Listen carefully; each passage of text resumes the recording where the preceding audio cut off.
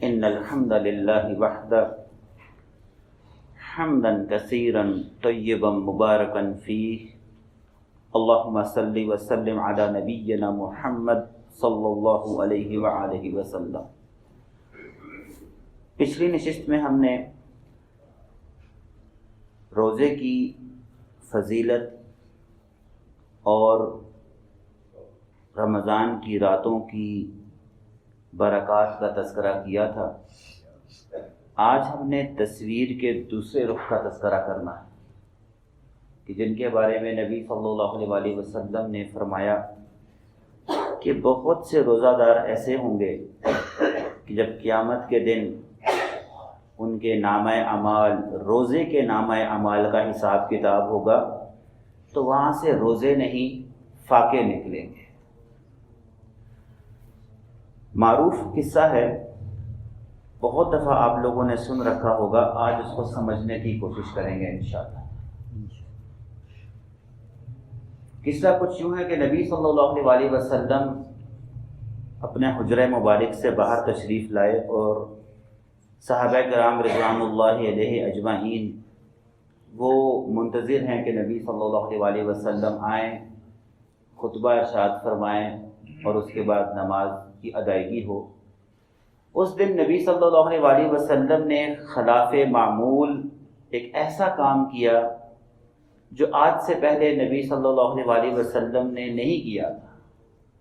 وہ کیا کام تھا کہ جب خطبہ دینے کی غرض سے وہ ممبر کی پہلی سیڑھی پر قدم رکھا تو تھوڑی اونچی آواز میں آمین کہہ دیا،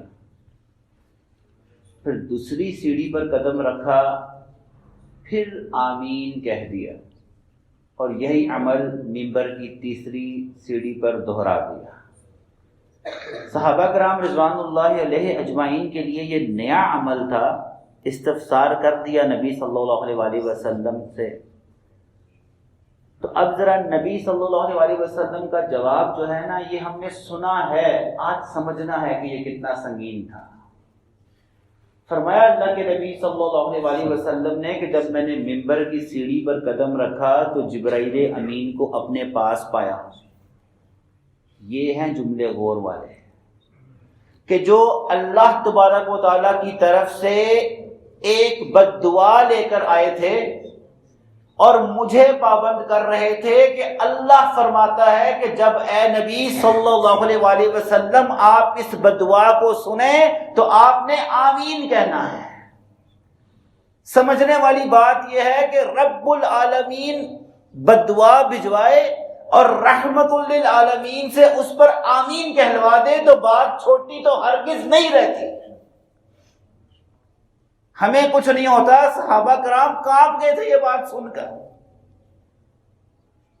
فرمایا اللہ کے نبی صلی اللہ علیہ وآلہ وسلم نے کہ اللہ کہتا ہے خاک آلود ہو اس شخص کی ناک۔ یہ عربی کا ایک محاورہ ہے، جس طرح ہم بھی دنیا میں بولتے ہیں یار اس نے تو میری ناک کٹا دی۔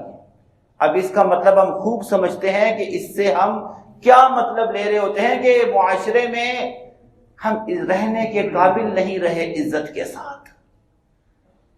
یعنی اللہ کہتا ہے کہ وہ شخص اس کی ناک خاک آلود ہو، یعنی معاشرے میں وہ رہنے کے قابل ہی نہ رہے عزت کے ساتھ، کہ جس نے اپنی زندگی میں رمضان کا مہینہ پایا اور اس مہینے میں اللہ تبارک و تعالیٰ کو راضی نہیں کیا، اللہ اس کی ناک خاک آلود کرے۔ فرمایا اللہ کے نبی صلی اللہ علیہ وسلم نے آمین، اللہ قبول فرما دے۔ پھر ہم سونے کو ہاتھ لگاتے ہیں وہ مٹی بن جاتا ہے، پھر صبح سے شام تک ہم محنتیں کرتے ہیں، سب کچھ کرتے ہیں، ہماری پوری نہیں بن پاتی، پھر ہم زندگی گزار نہیں رہے ہوتے، زندگی کاٹ رہے ہوتے ہیں۔ تو میرے بھائیوں، بزرگوں، دوستوں، یہ بڑی عظیم اور بڑی قیمتی ساعتیں ہیں۔ اللہ تعالیٰ مجھے اور آپ کو اس سے استفادہ کرنے کی توفیق عطا فرمائے۔ اگلا جو درس ہے نا، وہ ہم نے در حقیقت اسی ٹاپک کو آگے چلانا ہے کہ کب میرا اور آپ کا روزہ فاقہ بن جاتا ہے، کہ قیامت کے دن میں اور آپ، اللہ ہمیں محفوظ فرمائے، ہم اس منتظر ہوں کہ ہم نے دنیا میں سنا تھا کہ اس کا اجر تو رب ہی دے گا، کہیں ایسا نہ ہو کہ جب اس کا اجر کھلے تو میرے اور آپ کا فاقہ نکلے، روزہ نہ نکلے۔ اس اسباب کا تذکرہ اگلی نشست میں ہوگا۔ دعا ہے جو سنا رب تعالیٰ سمجھنے کی اور پھر اس کے مطابق عمل کرنے کی توفیق عطا فرمائے۔ آمین۔